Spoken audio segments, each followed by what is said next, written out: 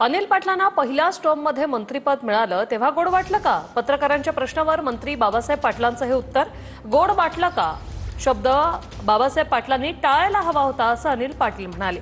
मंत्रीपद न मिळाल्यानं अनिल पाटील नाराज असल्याच्या चर्चा आहेत. तर मी नाराज नाही, मी कायम अजितदादांसोबत असं अनिल पाटील म्हणाले.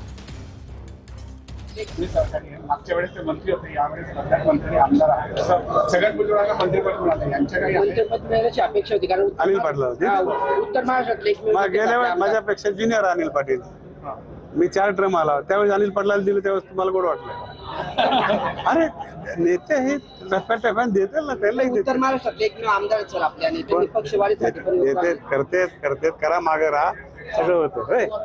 ते काय बोलले याच्यापेक्षा पक्ष नेतृत्वाला पक्षवाढीच्या दृष्टिकोनातून महाराष्ट्राच्या कानाकोपऱ्यात कुठे कुठे कोणाकोणाला संधी द्यायची हा सगळा पक्ष नेतृत्वाचा खऱ्या अर्थाने तो भाग असतो आणि हक्कही असतो. त्यामुळे मंत्री महोदय आता काय बोलले याच्याविषयी मला कल्पना नाही.